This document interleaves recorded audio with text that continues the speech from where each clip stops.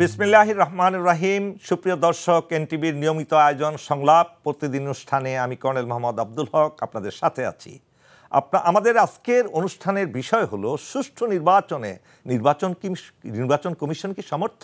এ বিষয়ে আলোচনার জন্য আমাদের সাথে রয়েছেন দুইজন বিদগ্ধ ব্যক্তিত্ব। একজন হলেন ব্যারিস্টার এম সারওয়ার হোসেন, আইনজীবী, বাংলাদেশ সুপ্রিম কোর্ট, এবং ডক্টর শাহজাহান সাজু, সিনিয়র জেলা ও দায়রা জজ, প্রাক্তন ইন্টারন্যাশনাল জজ অ্যান্ড জাজ কোর্ট আপিল, জাতিসংঘ। আজকে আমরা সরাসরি তাদের কাছে চলে যাচ্ছি অনুষ্ঠানের মূল বিষয়ে।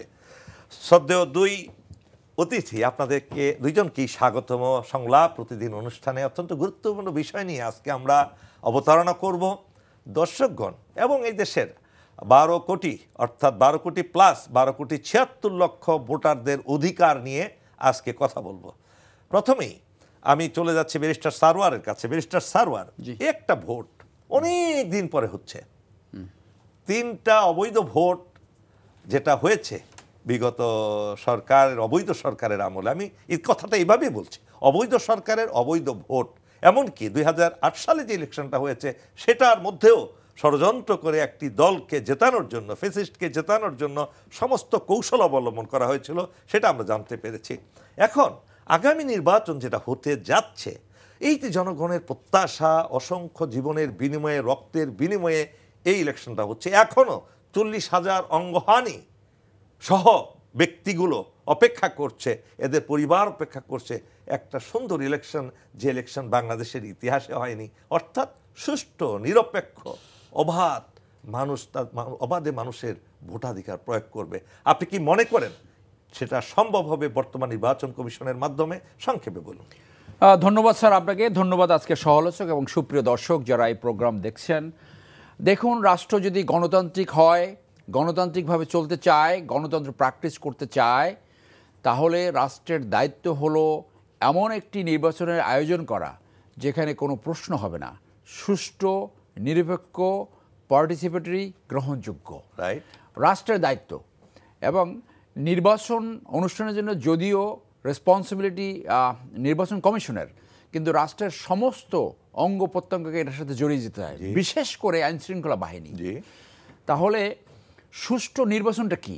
সুষ্ঠু নির্বাচনটা হলো মানুষ তার প্রতিনিধি নির্বাচন করবে, সে যার এজেন্ডা পছন্দ হবে, যাকে পছন্দ হবে তাকে ভোট দেবে, নির্ভয়ে নির্বিঘ্নে ভোট কেন্দ্রে যাবে, গোপন কক্ষে তার ফ্রাঞ্চাইজ ভোটাধিকার প্রয়োগ করবে।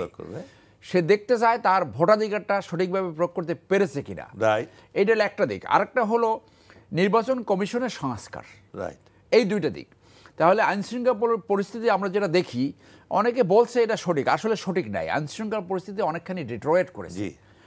আর সেকেন্ড দিক যেটা, সেটা হলো নির্বাচন কমিশন আমরা দেখলাম কিছু সংস্কার এখানে এনেছে। হানা ভোট, একই মঞ্চে করে বক্তব্য দেবে, পোস্টার থাকবে না, কিন্তু বড় একটা জায়গায় তারা সংস্কার করতে পারে নাই, এবং যার প্রেক্ষিতে সুষ্ঠু এবং নিরপেক্ষ ভোটাধিকার সম্ভব নয়।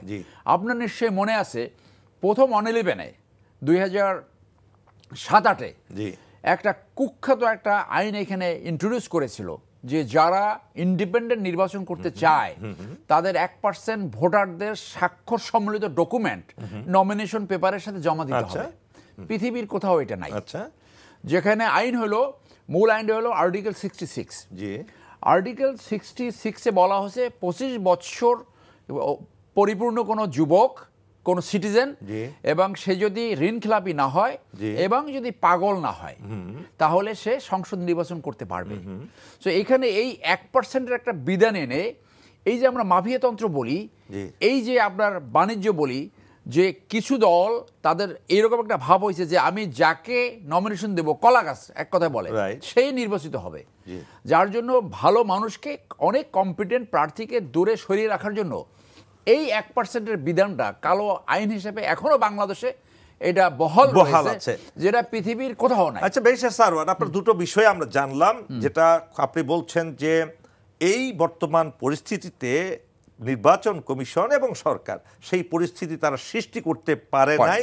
2 নাম্বার হলো, একটি কালো আইন যদি বলি, সেটা একজন যোগ্য মানুষ তারা নির্বাচন করতে গেলে যে সিস্টেম রাখা হয়েছে এটা কারো পক্ষে সম্ভব নয়, এবং আরও নেগেটিভ সাইডগুলো আছে। আমরা এই পর্যায়ে আমরা আমাদের ডক্টর শাহজাহান সাজু ভাইয়ের কাছে আসবো। ডক্টর শাহজাহান সাজু ভাই, আপনি দেশে এবং বিদেশে আন্তর্জাতিকভাবে সুপরিচিত একজন ব্যক্তিত্ব, এবং আপনি বলিষ্ঠ কণ্ঠে সবসময় সত্য কথাগুলো বলে থাকেন, আপনার সেই বুকের পাটাও আছে। আজকে ব্যারিস্টার সারওয়ার যেটা বললো, এটা না হয় বাদ দিলাম, আপনি বলুন নির্বাচন কমিশন তো আসলে একটা, আমি যেটা বলি এটা একটা stationery shop, stationery shop supply দেওয়ার একটা কমিশন মাত্র। তারা ঢাল নাই, তলোয়ার নাই, নিধিরাম সর্দার নিজেদের নাই, কিন্তু শিডিউল ঘোষণা করার পরে তাদের অধীনস্থ করা হয় প্রশাসনকে। সেই প্রশাসনে নির্বাচনের রিটার্নিং অফিসার হয় ডিসিরা, প্রত্যেকটা জেলায় রিটার্নিং অফিসার ডিসি, তারা কিন্তু নির্বাচন কমিশনের অরিজিনাল ব্যক্তিত্ব নয়। এবং উপজেলা ইউএনও যারা এবং অন্যান্য ম্যাজিস্ট্রেট এরা হয় বাকি অফিসার বৃন্দ, আর পুলিশের এসপি আর অন্যান্য পুলিশ তারা যেটা ঘনিষ্ঠভাবে নির্বাচনের সাথে সংশ্লিষ্ট থাকে। এই যে প্রশাসনটা কিন্তু সাময়িক সময়ের জন্য আনা হয়, আপনি কি মনে করেন এই রাজনৈতিক দলগুলো অনেকেই অবৈধ অর্থের মালিকদেরকে, অবৈধ অর্থের, আমি আবারও বলছি, বিশাল পরিমাণের অবৈধ হাজার কোটি টাকার মালিকদেরকে অনেকেই নমিনেশন দিয়েছে? কারণ হলো তাদের গুন্ডা এবং হুন্ডা বাহিনী আছে। এই গুন্ডা এবং হুন্ডা বাহিনী পালতে হলে প্রতিদিনই তাদের লক্ষ লক্ষ টাকা খরচ করতে হয়, এবং তারা করছেও, বিগত 6 মাস আগে থেকেই এটা শুরু করে দিয়েছে, এখনও করছে। এমন অনেক এলাকায় আছে কোনো জায়গায় পাবেন না, খালি, ঠিক আছে না? সেই অবস্থায় আপনি কি মনে করেন নির্বাচন কমিশন সুষ্ঠুভাবে নির্বাচন করার সামর্থ্য রাখে? দেখেন, নির্বাচন সুষ্ঠু করার ক্ষেত্রে নির্বাচন কমিশন তো 5 জন কমিশনার আর তাদের একটা প্রশাসন আছে। হ্যাঁ, শুধু তাদেরকে নির্বাচন, যখন একটা সুষ্ঠু নির্বাচন করতে হলে, আমি তো ওখানে বলেছি যে 4 বছরের বেশি ছিলাম, এটা পুলিশ, আনসার, ভিডিপি, আপনার অনেক সময় আমাদের নির্বাচনী সরঞ্জাম পৌঁছানোর ক্ষেত্রে বিমান বাহিনী লাগে, আর্মি লাগে, সেনাবাহিনী লাগে, সবই লাগে, এবং তারা এই নির্বাচনটাকে সুষ্ঠু করার জন্য কাজ করে। কিন্তু এইখানে যে main impediments that I feel to hold the free, fair election, at the time of election, the Election Commission involved the Deputy Commissioner and other UNO and other things, এবং বিভাগীয় কমিশনারকে ইনভলভ করে। They are not the part of Election Commission, যেটা আপনি বললেন। আমি বারবার এই কথাটি বলে এসেছি যে নির্বাচন কমিশনে যে জেলা নির্বাচন অফিসার, উপজেলা নির্বাচন অফিসার, আপনার আঞ্চলিক নির্বাচন অফিসার, এরা এত কম্পিটেন্ট, এটা আমি পরীক্ষিত, আমি দেখেছি। এই নির্বাচন বিষয়ে তাদেরকে রিটার্নিং অফিসার করা হয়, সেখানে দেখেন কোনো রিটার্নিং অফিসার যারা জেলা নির্বাচন কর্মকর্তা আছেন, তারা যদি সামান্যতম ব্যত্যয় ঘটে, নির্বাচন করে সঙ্গে সঙ্গে তাদেরকে সাসপেন্ড করে দিতে পারে, তাদেরকে উইথড্র করতে পারে, ডিপার্টমেন্টাল প্রসিডিং করতে পারে। তো তারা সবসময় ভীত সন্ত্রস্ত থাকে, শুধু এটা one part of the coin. Another part is that they are so capable to hold the free fair election. তো I think that they should be the returning officer. আমার অভিজ্ঞতার কথা বলি, অনেকে আমারে বলে প্রশাসনের বিরুদ্ধে কথা বলি, কেন বলবো? ওরা তো আমাদেরই ভাই, ছোট ভাই। আমিও তো বিসিএস জুডিশিয়াল ক্যাডারই ছিলাম, আমার কারোর মধ্যে বিদ্বেষ না। ওরা ডিসিরা যাদেরকে রিটার্নিং অফিসার করা হয়, ওদেরকে যেই টাকাটা নির্বাচন কমিশন দেওয়া হয়, তাদের ম্যাজিস্ট্রেটকে ওই টাকাটা ওরা দেয় না, ওরা নিজেরাই রেখে দেয়। আর ওই LR fund, local resources fund, ওই যে হাটবাজার, গরুর হাটবাজারের টাকা পয়সা নেয়, লাইসেন্স করার সময় আপনার ওই বন্দুকের লাইসেন্সের খাজনাটা নেয়, এগুলো ওদেরকে দিয়ে চা নাস্তা খাওয়ায়, ওদেরকেও টাকা দেয় না। ওরা কি ডিসির বিরুদ্ধে কথা বলবে যে যাদেরকে নিয়ে আসা হয়? মোরওভার নির্বাচন কমিশনের অধীনে তারা থাকে। আমি দেখেছি, আমার অভিজ্ঞতা বলতেছি, যখন তারা থাকে, নির্বাচন কমিশন কি করে, কোনো ডিসি, কোনো রিটার্নিং অফিসার কেউ যদি ভায়াস্ট হলেই নেন, সেটা টাকার বিনিময়ে হোক, তদবিরের বিনিময়ে হোক, অথবা ভবিষ্যতে ভালো পোস্টিংয়ের প্রত্যাশাই হোক, যদি কোনো আজে বাজে কাজ করেন, তাদেরকে কিন্তু প্রশাসনের মন্ত্রণালয় লিখতে হয়, জনপ্রশাসন মন্ত্রণালয়, তারপরে তারা করে। তারপরে কি হয় আমরা জানি না। আমি আসলে বক্তব্য বড় হয়ে যায়। আমি নিজে দেখেছি একজন রিটার্নিং অফিসার এমন জঘন্য অন্যায় করলো, আমি কমিশনে বসে বললাম he must be suspended immediately. তারা বলল, কারণ আবার নির্বাচন কমিশনের একটা মজা দেখবেন, 3 জন থাকে প্রশাসন ক্যাডারের, চিফ ইলেকশন কমিশনার, আরও একজন থাকে, আরও 2 জন থাকে, তারা প্রশাসন থেকে আসে, একজন আরবি থেকে আসে আর একজন বিচার বিভাগ থেকে যায়। তো তারা মেজরিটি হয়ে যায়। মেজরিটি হওয়ার কারণে আপনি যত অন্যায় করে প্রশাসনের বিরুদ্ধে আপনি একটা প্রসিডিং করেন, আর সচিব তো প্রশাসনের আছে। আপনি তারকে আপনি বলতে চাচ্ছেন যে প্রশাসন থেকে একজন যায়, আর্মি থেকে একজন যায়, অথবা বিচার বিভাগ থেকে একজন যায়, তার কি পক্ষপাতিত্ব করবে মনে করছেন? পক্ষপাতিত্ব করার বিষয়টা না, এটাই আপনি যে বলেন মেজরিটি, অবশ্যই করে। আমি যেটা বলেছি সব জায়গায় করবে তা তো না, কিন্তু মেজরিটির কারণে প্রশাসনের পক্ষে তারা যায়। দেখেন চিফ ইলেকশন কমিশনার প্রশাসনের, আরো 2 জন আছে প্রশাসনের, সচিব প্রশাসনের, অতিরিক্ত সচিব প্রশাসন থেকে কেন যাবে? আমি তাদের বিদ্বেষী না। আজকে নার্কোটিক্স লিকারের মহাপরিচালক যাবে প্রশাসন থেকে, কেন যাবে? তার নার্কোটিক্সের ট্রেন্ড লোক আছে না 30 বছরের। না, এই প্রশাসনের পক্ষপাতিত্ব করছে না তো কোন পলিটিক্যাল পার্টির পক্ষপাতিত্ব করছে? আপনি কোনটা বোঝাতে চাচ্ছেন? পলিটিক্যাল পার্টির পক্ষপাতিত্ব করে প্রশাসন। কেন? তাদের একটা প্রত্যাশা থাকে এই দল ক্ষমতায় আসবে, আজই তাদের এই প্রিএম্প করে রাখে আমি ভালো পোস্টিং পাবো। তাহলে তো নৈতিকতার অবক্ষয়। নৈতিকতার অবক্ষয়, অফকোর্স। আমি তো জেনে নিয়েই তো তাদেরকে আমি ওখানে নিয়োগ দিচ্ছি রিটার্নিং অফিসার। কেন জেলা নির্বাচন অফিসার, অতিরিক্ত জেলা নির্বাচন রিটার্নিং অফিসার করলে সমস্যাটা কোথায়? এটা কাজে ওদের যদি করা হয়, আপনি দেখবেন নির্বাচনটা অনেক বেশি স্বচ্ছ এবং সুন্দর হবে।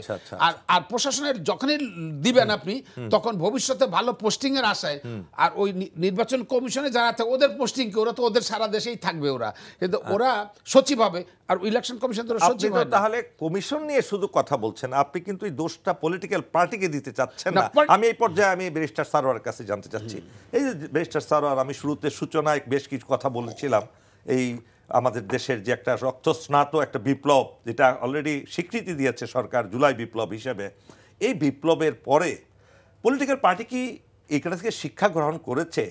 যে ধরনের প্রার্থী দেওয়ার ক্লিন ইমেজের কথা বলা হয়েছে, অনেক পলিটিক্যাল পার্টির সিনিয়র লিডাররা মুখে ফেনা তুলে ফেলেছেন যে আমরা ক্লিন ইমেজের প্রার্থী ছাড়া কাউকে দেব না, কিন্তু এটা মিথ্যা প্রমাণিত হয়েছে। জাতির সাথে প্রতারণামূলক একটা আচরণ হয়েছে। বিসাইড দ্যাট, ভালো ক্লিন ইমেজের প্রার্থী রেখে যদি আমি যেটা বললাম হুন্ডা এবং গুন্ডা বাহিনীর মালিকদের কি দেওয়া হয়েছে, তাহলে কি আপনি মনে করেন নির্বাচন কমিশন তাদেরকে ডিঙ্গিয়ে, রাত্রিবেলা তো আর নির্বাচন কমিশন ঘরে গিয়ে বসে থাকবে না, পুলিশ মিলিটারি তো আর বসে থাকবে না, তাহলে কি আপনি সুষ্ঠু নির্বাচন আশা করেন এটা থেকে? আমি অ্যাকচুয়ালি আমার ব্যক্তিগত জায়গা থেকে বলছি যে আমি কোনো সুষ্ঠু নির্বাচনের কোনো আবহাওয়া দেখছি না। আচ্ছা, যেটা অলরেডি এনসিপির যে আহ্বায়ক সে নিজেই কমপ্লেন করেছে যে একটা পাতানো নির্বাচনের দিকে যাচ্ছে। এবং আপনি যদি 2টা কোশ্চেন জিজ্ঞেস করেন যে পলিটিক্যাল পার্টিসগুলো, বিশেষ করে বড় বড় পলিটিক্যাল পার্টি, যে তারা কোনো শিক্ষা গ্রহণ করেছে কিনা, দ্য অ্যান্সার ইজ নো। এবং তারা পরিবর্তন হয়েছে কিনা, আচ্ছা, সেটার উত্তরও না। তো যদি না হয় তাহলে একই সেই তথাকথিত যে রাজনীতি, সেই রাজনীতি চলছে। তথাকথিত রাজনীতি কি, যেটা আওয়ামী লীগ করেছে। আওয়ামী লীগ কি রাজনীতি করেছে, যে এটা একটা পুরা লুটেরা তন্ত্র ছিল। হ্যাঁ, ধান্দাবাজি, লুটেরাবাজি, মানি লন্ডারিং এবং বিদেশে টাকা পাচার, ভোগবাদিতা। তো সেই একই রাজনীতি যদি চলে তাহলে তো রেজাল্ট এইরকমই হবে। এবং ইতিমধ্যে 2-1টা তথ্য আমাদের কানে আসছে যে কোনো নেতা কোথাও যায় বলেছে হিন্দু পাড়ায় যে তুমি ভোট দিয়ে একটু সিঁদুর লাগাই দিয়ে আসবা, আমি যাতে কাউন্ট করার সময় দেখতে পারি যে তোমরা ভোট দিয়েছো, আমি ভোট পেলাম। আবার এরকম ভোট হয়েছে যে কোথাও যায় মাইনরিটি যারা, অথবা কোনো একটা গ্রামের মানুষ বলে যে তোমরা কি আমাকে ভোট দিবা, বলে হ্যাঁ, তাহলে তোমাদের আসার দরকার নাই, ভোট আমি পেয়ে গেছি। সেইটা যে হবে না সেটা নিশ্চয়তা কোথায়? কারণ প্রশাসন তো তাদের নিয়ন্ত্রণে থাকে না। তফসিল ঘোষণার পরে সব কিছু রাষ্ট্র পুরো মেকানিজমটা নির্বাচন কমিশনের নিয়ন্ত্রণে চলে যায়, কিন্তু আসলে কি নিয়ন্ত্রণে থাকে? অসম্ভব। এই ডিসিরা দেখে তার ভবিষ্যৎ, রিটার্নিং অফিসার সে কিভাবে পরবর্তী নির্বাচনে যারা হবে তখন এরা যে বলে যে আপনাকে কিন্তু আমি এইভাবে জিতে এনেছি, আমার হিস্সাটা, আমার ভাগটা দেয়, আমার জয়েন্ট সেক্রেটারি বানান। সেই জন্য এই যে সুষ্ঠু নির্বাচনের জন্য সংস্কার কি ছিল, যে এজেন্ট সিস্টেম একটা সন্ত্রাসী কার্যক্রম সৃষ্টি করে। এজেন্ট ছাড়া যদি নির্বাচন করতো, শুধু বাইরে তাদের ক্যাম্পেইন থাকবে, লিফলেট দেবে, যে যাই ভোট দেয়। এজেন্টের কাজটা আমাদের প্রশাসনের যে একজন, অথবা একজন সৈনিক, অথবা যে কোনো প্রিজাইডিং অফিসারই করতে পারে যে ভোটটা দিল কিনা। এই যেহেতু এখন ডিজিটাল ভোটার আইডি হয়েছে, এজেন্টের কোনো প্রয়োজন নেই। আপনার এই গুরুত্বপূর্ণ একটা পয়েন্ট আপনি কিন্তু বলেছেন, এখানে সাপোজ দিস ইজ এইচডি একটা নির্বাচন কেন্দ্র, এখানে আমি আপনার সব দলের এজেন্সি রয়ে গেছে। জি। আবার এটা তো বলা হয় অনেক দলের এজেন্সিকে ঢুকতেই দেয় না, হুন্ডা গুন্ডা তারা এজেন্টকে ঢুকতে দেয় না, এটা নিয়ে অনেক ধরনের সন্ত্রাসী কার্যক্রম হয়। হ্যাঁ, এখন মনে করেন ভালো একজন লোক নামলো, সে এজেন্ট দিল না বা দিল না, বলে ওনার তো এজেন্টই নাই। সো এজেন্টটা কখন দরকার ছিল? যখন ডিজিটাল ভোটার আইডি ছিল না তখন তার এটা দরকার ছিল। এখন তো একজন স্ক্রুটিনি হচ্ছে তার ডিজিটাল তারপরে তাকে ব্যালট দেওয়া হচ্ছে, সো তার আইডেন্টিটি এখানে নিশ্চিত হলো। তাহলে এজেন্ট কেন লাগবে? এজেন্টটা তো মূলত তারা ওই ভোটার যাতে জাল ভোট না দেয় সেই জন্য। সো এই দুইটা জায়গায় বড় ধরনের সংস্কার আমাদের এই নির্বাচন কমিশন করতে পারতো 5ই আগস্টের পরে, যেখানে তারা হাতি দেয় নাই, তারা তথাকথিত কিছু হানা ভোট এইগুলো আনছে।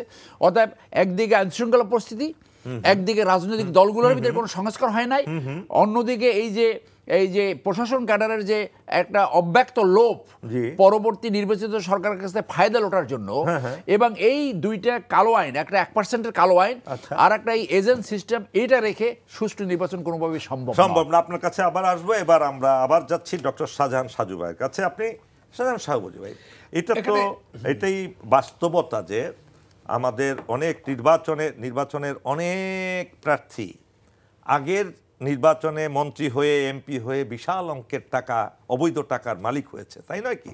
এই নির্বাচন কমিশন কি এমন আইন করতে পারতো না যে এ ধরনের প্রার্থী, এই ধরনের লোকেরা তারা যোগ্যতার যে মাপকাঠিতে তাদেরকে বাদ দেওয়া যাওয়ার যেত না? এরকম কোনো কিছু করা যেত কিনা? আপনার ধন্যবাদ। প্রশ্নটা খুব সাধারণ প্রশ্ন, এবং আপনার প্রশ্ন মানে সকলেরই প্রশ্ন। এই ব্যাপারে আমাদের সুনির্দিষ্ট আইন আছে যে নির্বাচনে, যেটা আমাদের ব্রাদার সরাস সাহেব বললেন, সেটা হচ্ছে যে যারা ওই যে এরকম যদি অপরাধ করে থাকে সেটা সাধারণ বিচার ব্যবস্থাই আছে। 2 বছরের বেশি যদি কারো শাস্তি হয় সে নির্বাচনে অযোগ্য হবেন। অন্য কোনোভাবে তো আমরা বলতে পারছি না যে আপনি 2 বছরের সাজা হলে, যদি সাজা হয়ে থাকে তাহলে নির্বাচনের অযোগ্য হবে এবং 5 বছর না যাওয়া পর্যন্ত 13 বছরের সাজা হয়েছে, তারা আবার থেকে ক্লিন হয়ে গেছে। ক্লিন হয় সেটা একটা ব্যাপার আছে কি, শুনেন, এটা বলতে গেলে তো এই যেইটুকু টকশো টাইম এটা দিয়ে তো হবে না। আমি সেটা হচ্ছে যে আবার ওই শাস্তিটা কিন্তু স্টে করে ফেলে। আমরা যখন আপনার মতো বিচারকটাই তো স্টে করেন না, স্টে করা সেটা আমি দেখবো। একটা জিনিস কি, বিচারটা যাতে সুষ্ঠু হয় এই জন্য কিন্তু অনেকগুলো টায়ার আছে।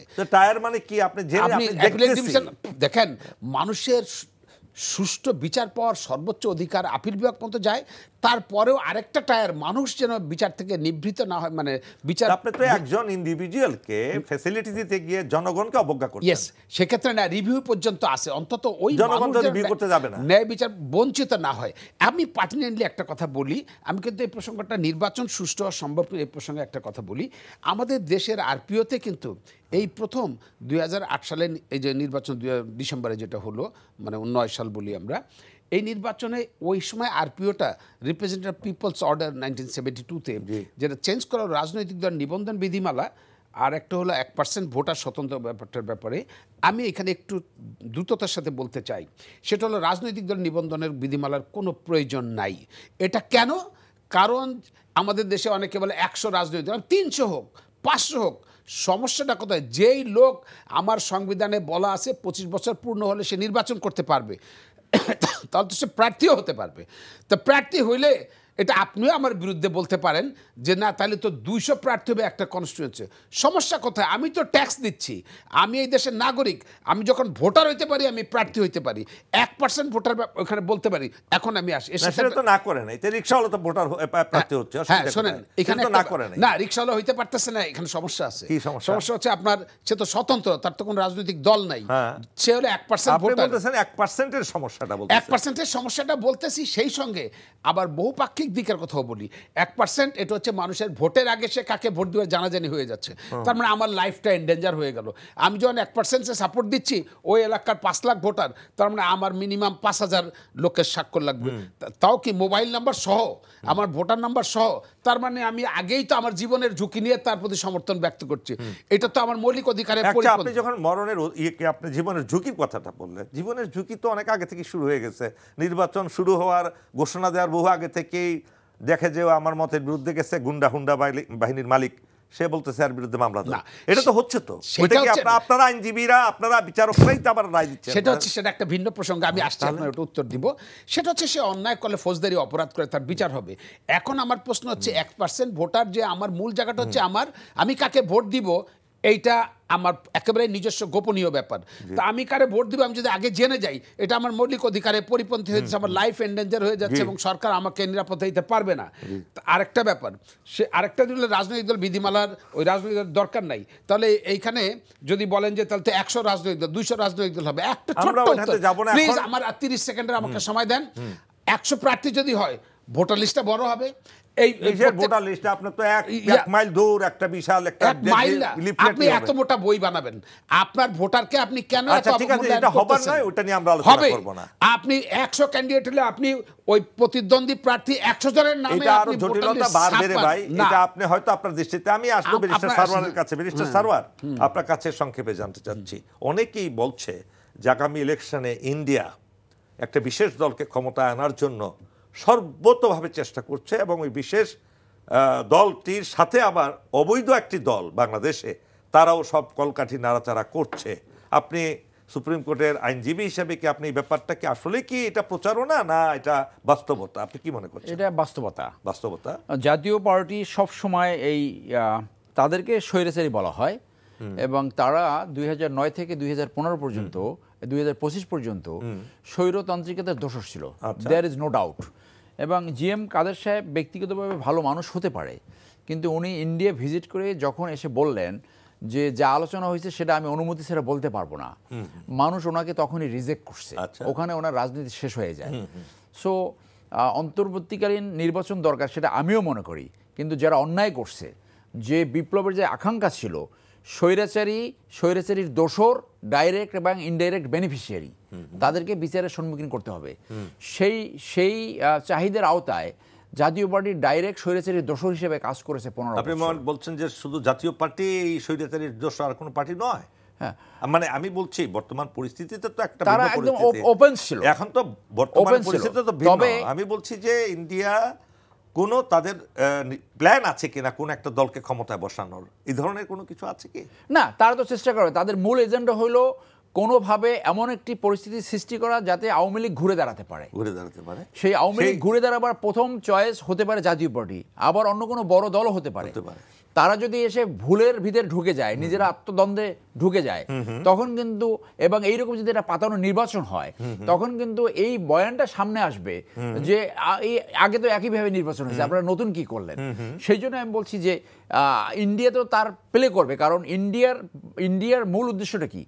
আওয়ামী লীগ যে ভুলের ভিতরে ঢুকে গেছে, আওয়ামী লীগ যে নিজেদেরকে নিজেরা ডিস্ট্রয় করেছে, আওয়ামী লীগ যে পালিয়ে গেছে, সেইটাকে কীভাবে, কারণ ইন্ডিয়ার বাংলাদেশে একমাত্র বন্ধু হলো আওয়ামী লীগ, যেটা তাদের একজন অ্যাম্বাসেডর, আর কোনো বন্ধু সৃষ্টি করতে পারে নাই। সেই জন্য সেই সম্ভাবনা রয়েছে। সেই জন্য আমি বলছি যে এই যখন নির্বাচন কমিশন সংস্কার হলো, আমি সেইখানে নিজে একটা আবেদন দিয়েছিলাম। ওইখানে জেসমিন তুলি নামে এক ভদ্র মহিলা নির্বাচন কমিশনের খুব ভালো অফিসার, উনি আমাকে বলেন যে 1% বিধান নাইলে এই ব্যালট অনেক লম্বা হয়ে যাবে। তো হইলে হবে, কেউ যদি ইন্ডিপেন্ডেন্ট প্রার্থী হয় তো সে তো 50,000 টাকা এখন জমা দিতে হবে। সে তো মনে করেন যদি 1% ভোটের এটা বাদ দেওয়া হয়, বাদ দিল। আমি যতটুকু জানি আগে হাইকোর্টে একটা রিট হয়েছে এটা নিয়ে, অ্যাপিলেট ডিভিশন হয়েছে, এটা রায় দিয়ে দিবে এটার পক্ষে যে না দরকার নাই, এটা দিবে। সেটা উঠিয়ে দিলে কি আপনি মনে করেন একেবারে Tom Dick Harry is going to be the? Not at all. একটা মানুষ নির্বাচন করতে হলে তার খরচের ব্যাপার আছে, সমর্থের ব্যাপার আছে, এবং সবচেয়ে কথা যে বৈষম্যহীন সমাজ যে আমরা করতে চাচ্ছি, আপনি এই বৈষম্য কেন রাখবেন যে রাজনৈতিক দলের না যাবে কিনা ডাউট আছে। এইটা নিয়ে একটা মামলা আমরা একটা রিভিউ করেছি, এটা 4 ডিসেম্বর শুনানি হবে, এবং আমি আশা করি সাজু ভাই সেখানে থাকবেন। তো সেইটা কি রেজাল্ট হবে আমরা বলতে পারি না, ওর পক্ষে আবার অনেক যুক্তি আনে। কিন্তু দুর্ভাগ্য হলো আমাদের এই দেশে যখনই কোনো অন্যায়কে তারা প্রশ্রয় দেয়, তখন এটা অ্যাপিলেট ডিভিশন থেকে সই করে নেয়। পৃথিবীর কোথাও অ্যাপিলেট ডিভিশন থেকে ওইটাকে অ্যাপ্রুভ করে নেয়, এবং ওই সময় এমন ল্যাঙ্গুয়েজ ব্যবহার করে, বিচার ব্যবস্থাই গলত। পৃথিবীর কোথাও এই বিধান নাই, বাংলাদেশে কেন থাকবে? আপনারা দুইজনই আইনজীবী, দুইজনই বিচারক, আপনারাই তো তাহলে গলদের মূল। আমি স্যার আমি আপনাকে একটা কথা বলি, আমি এখন যেহেতু দুর্নীতি দমন কমিশনের লয়ার, আমার আগে একটা ধারণা ছিল যে দুর্বল তদন্তের জন্য দুর্নীতিবাজদের বিচার হচ্ছে না। কিন্তু আমি এখন দেখলাম যে যারা ক্ষমতাসীন থাকে তাদের ওই লন্ডনে একটা কথা বলে যে House of Lords moves with the chancellor shoe. চ্যান্সেলরের জুতা যেদিকে মুভ করে কোর্ট সেবে মুভ করে।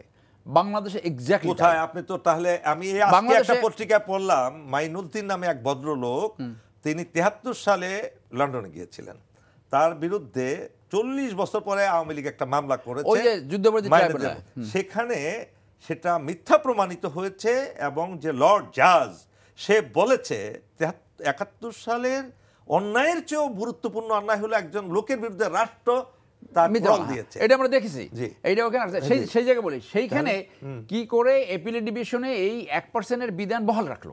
সো যা কিছু সহি করতে চায়, যেটাকে বৈধ করতে চায়, লফল করতে চায়, ওইটা ওই কোর্টের ঘাড়ের উপরে রাখে। এখন এইটা ঠিক হবে কিনা আমি জানি না। So let us have a try, যাতে এই মাফিয়াতন্ত্র সৃষ্টি না হয়, যাতে এই নমিনেশন বাণিজ্য হয়।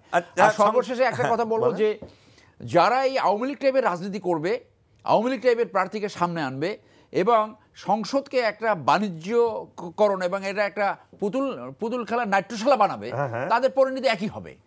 এবং একটি দল যদি সঠিকভাবে নেতৃত্ব দিয়ে যদি ভালো মানুষকে সামনে না আনতে পারে, তাহলে অন্য কোনো কিছুর প্রয়োজন হয়, তাদের ওইটাই পতনের মেইন কারণ হয়ে দাঁড়ায়। আমি এই পর্যায়ে আসছি আবারও শাহজাহান সাজুর কাছে। একটা বিশাল প্রশ্ন, মাথায় কত প্রশ্ন আসে, দিচ্ছে না কেউ জবাব তার, তাই সেরকম একটা প্রশ্ন, গণভোট এবং জাতীয় নির্বাচন, ত্রয়োদশ জাতীয় নির্বাচন, এই দুটোর মধ্যে সাংঘর্ষিক একটা বিষয় হয়ে দাঁড়িয়েছে, একই দিনে হতে হবে, যেটা আমাদের প্রধান উপদেষ্টা ঘোষণা দিয়েছেন। একই দিনে যদি হয়, আবার গতকাল আসিফ নজরুল বলেছেন যে আমরা এই ঘোষণার পরে, গেজেট হওয়ার পরে 3 মাস প্রশিক্ষণ দিব লোকদেরকে, যাতে তারা বুঝতে পারে। তার মানে উনি বোঝা যাচ্ছেন যে আরো 3 মাস পরে নির্বাচনটা হবে, হিসাবে তো তাই বলে। 3 মাস পরে না, যদি আগামীকাল গেজেট পাবলিশ হয়, তাহলে আগামীকাল থেকে 3 মাস তো পরে গিয়ে ফেব্রুয়ারির শেষের দিকে, তাই নয় কি? তার মানে কি ফেব্রুয়ারির পরে নির্বাচন হচ্ছে? এটা আমি বুঝতে পারছি না। এখন একটা জিনিস আমি বলি, গণভোটের কথা যেটা বলা হচ্ছে, আমাদের কিন্তু সংবিধানে এখন গণভোটটা নাই। সংবিধানে কিন্তু সংবিধানে অনেক কিছুই নাই, অন্তর্বর্তীকালীন সরকারও নাই। আপনি এটা বলছেন কেন? সংবিধানে তো নির্বাচনও নাই, আপনি শুধু গণভোটের কথা বলছেন। এইখানে যদি বলি তাহলে আমাকে অনেক সময় দিতে হবে, কারণ হলো আপনার এই যে নির্বাচন কমিশন, এই নির্বাচন কমিশন কি বৈধ? এই নির্বাচন কোনো কিছুই বৈধ না যদি আপনি সংবিধান ঠিক করেন। সংবিধান অনুযায়ী সবকিছু চলে না। আপনি দেখেন সংবিধানে বলা আছে সংসদ ভাঙ্গিয়া যাইবার পরবর্তী 3 মাসের মধ্যে নির্বাচন হবে। সেই 3 মাসের কারণে আগে সংসদ চলে গেছে। আমরা ওইদিকে না যাই, কোনটা এখন ওই সংবিধান নিয়ে কথা বলছি না, আমরা বলছি 3 মাসের সময় দিলেন প্রশিক্ষণের জন্য। এটা নিয়ে আমি আজকে এখন শেষ কথা বলতে চাচ্ছি, শুনতে যাচ্ছি ব্যারিস্টার সারওয়ারের কাছে। এটা একটা সাংঘর্ষিক হলো না? এটার ব্যাপারে আপনার কোনো ব্যাখ্যা আছে? না, অবশ্যই সাংঘর্ষিক। এবং এই যে বাংলাদেশের মানুষের সাধারণ যে আইকিউ, এই আইকিউতে কিভাবে বুঝবে 4টে যে কোশ্চেন, এই কোশ্চেন ফ্রেমিংটা ঠিক নাই। এই আইকিউ হইতে হলে ওই যে প্রফেসর ইউনুস হইতে হবে। Asif Nazrul matric intermediate second division, তার কথা আমি বলছি না। ওই আইকিউ তো বাংলাদেশের ভোটারদের কি আছে? সো আপনি এটা ডিস্টিংগুইশ করতে পারলেন না কেন? এইটা তো এই যে একই দিনে ভোটার যারা ডিমান্ড করছে, তারাই ভোট ভণ্ডুল করার জন্য, ভোট যত সময় না হওয়ার জন্য একটা অজুহাত ঢুকাই দিলেন কিনা, একটা কারণ সৃষ্টি করে দিলেন কিনা, সেটাও সামনে পরিষ্কার হবে। তার মানে আপনি গণভোট না সাধারণ নির্বাচন, কোনটাকে গুরুত্ব দিতে চান বেশি? আপনার সংক্ষেপে এক কথায় কোনটা গুরুত্ব? এখানে গণ অভ্যুত্থানের আকাঙ্ক্ষাটাকে পরিপূর্ণ করার জন্য যা প্রয়োজন তাই করা উচিত। তার মানে আপনি গণভোটটাকে ইম্পর্টেন্স দিচ্ছেন। ডক্টর সাজু, এখন গণভোট একটা ব্যাপার, আমি এই গণভোটের মধ্যে যেতে চাই না। আমি চাই সাধারণ নির্বাচন হবে। যে রাজনৈতিক আপনি কি এই জুলাই বিপ্লবকে অস্বীকার করছেন? না, আমি জুলাই বিপ্লবকে অস্বীকার করছি না। আমি চাচ্ছি যে আমাদের গণভোট নিয়ে যে জাতীয় সংলাপ হলো, আমাদের এতদিন ধরে যে কনসিলিয়েশন কমিশন হলো, তো সেখানে তো ঐক্যমতে যেটা পৌঁছানো গেছে, সেইটার করলে যে দল ক্ষমতা আসবে তাদের তো এটা মৌলিক দায়িত্ব হচ্ছে এই জুলাই বিপ্লবকে সম্মান করে, তাদের সম্মানে তাদেরই দায়িত্ব হচ্ছে। শাহজাহান, আমরা সামনের দিকে যেতে চাচ্ছি না, আমাদের সময় শেষ। সুপ্রিয় দর্শক, অতিথিদের বক্তব্য শুনলেন। দুইজনই বিদগ্ধ অতিথি, একজন বিচারক, আরেকজন আইনজীবী, এবং দুজনই উচ্চ মানের ব্যক্তিত্ব। তারা কিন্তু একটি প্যাচ লাগিয়ে দিয়েছেন, সেটা হলো তারা দুইজনই বলেছেন আগামী নির্বাচন সুষ্ঠু এবং সাবলীল এবং একদম নিরপেক্ষ হওয়া সম্ভব নয় বর্তমান পরিস্থিতিতে। আরেকজন বলেছেন যে 3 মাসের যে গ্যাপ ট্রেনিং এর কথা বলেছেন, তাহলে আগামী নির্বাচনও 3 মাসের মধ্যে 3 মাস পরে হতে হবে, তাহলে আর ফেব্রুয়ারিতে নির্বাচন হচ্ছে না তাদের কথা মতো। আমরা এখানেই প্রশ্নগুলো রেখে দিলাম আপনাদের জন্য। আগামী অনুষ্ঠানের আমন্ত্রণ জানিয়ে শেষ করছি। আল্লাহ হাফেজ।